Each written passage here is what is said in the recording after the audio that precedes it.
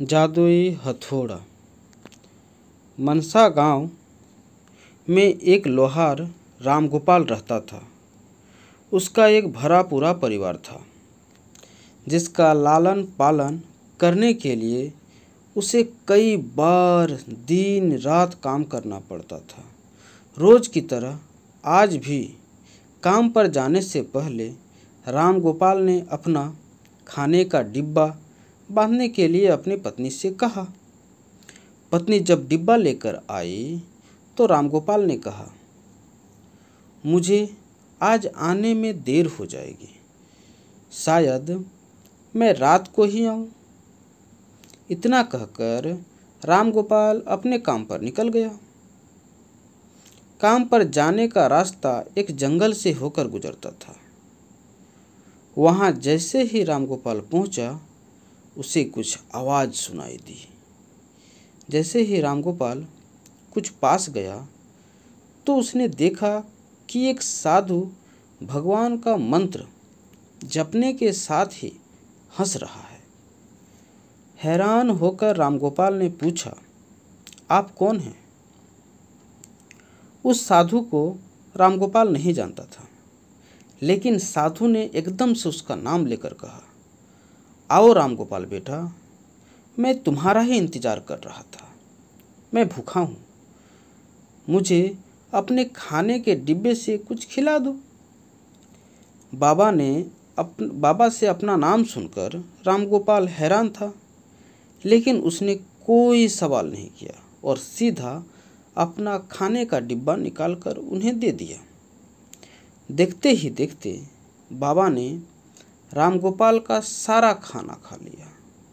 उसके बाद उस साधु ने कहा, बेटा, मैं तो सारा खाना खा गया, अब तुम क्या खाओगे? मुझे माफ़ करना।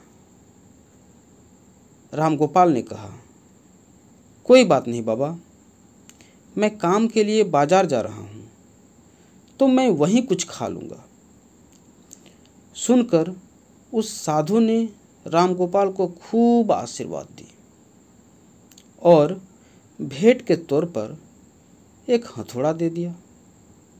रामगोपाल ने कहा, आपका आशीर्वाद काफ़ी है, मैं इस हथौड़े का क्या करूँगा, इसे आप ही रखिए।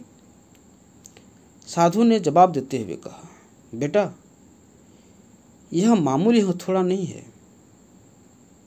यह जादुई हथौड़ा है जो मेरे गुरु ने मुझे दिया था और अब मैं तुम्हें दे रहा हूँ, क्योंकि तुम्हारा दिल साफ है।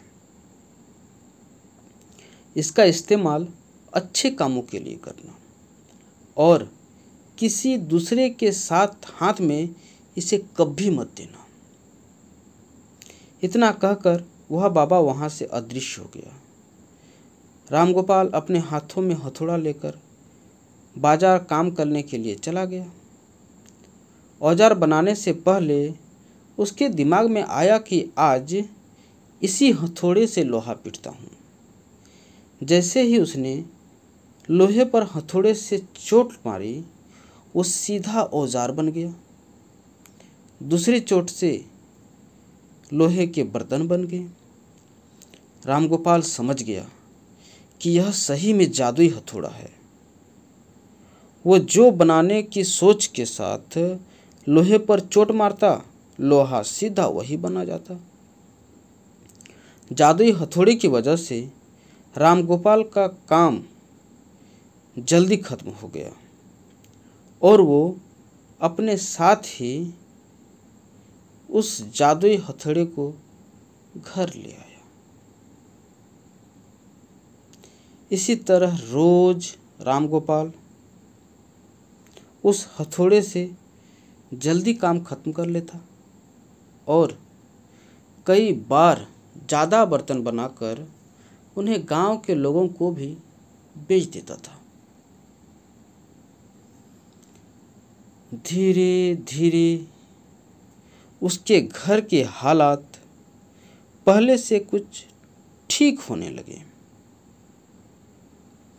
एक दिन गांव का मुखिया उसके घर आया। और बोला, हम गांव वालों को शहर जाने में बहुत ज़्यादा समय लगता है। क्या तुम अपने हथौड़े से गांव और शहर के बीच आने वाला एक पहाड़ तोड़ने में मदद करोगे? इससे बीच में एक सड़क बन जाएगी और गांव से शहर का सफ़र आसान और छोटा हो जाएगा। मुखिया की बात सुनकर रामगोपाल ने उस जादुई हथौड़े से उस पहाड़ को तोड़ दिया। मुखिया और गांव के लोग बहुत खुश हुए और उसे शाबाशी दी।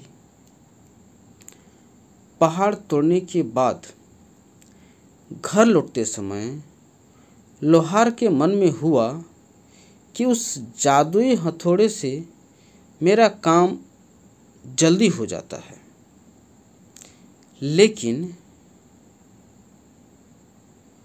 कुछ ज़्यादा फायदा तो नहीं रहा है, हो नहीं रहा ना। इसी सोच में डूबे हुए लोहार घर जाने की जगह दुखी होकर जंगल की तरफ चल गया। उस जंगल में वही साधु बाबा लोहार को दोबारा दिखा। लोहार ने उन्हें अपने मन की सारी बातें बता दी। साधु ने कहा, इसका उपयोग सिर्फ औजार और बर्तन बनाने व पहाड़ तोड़ने तक सीमित नहीं है। इससे तुम अपने मन का कुछ भी बना सकते हो और किसी भी कठिन चीज़ को आसानी से तोड़ सकते हो। रामगोपाल ने अच्छे से साधु बाबा से उस जादुई हथौड़े को इस्तेमाल करने का तरीका सीखा। उसके बाद रामगोपाल ने बहुत धन कमाया। आज रामगोपाल एक अमीर आदमी बन गया है।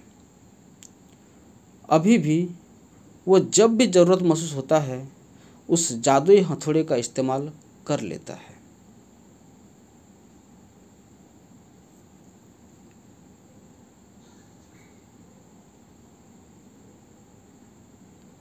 कहानी से सीख।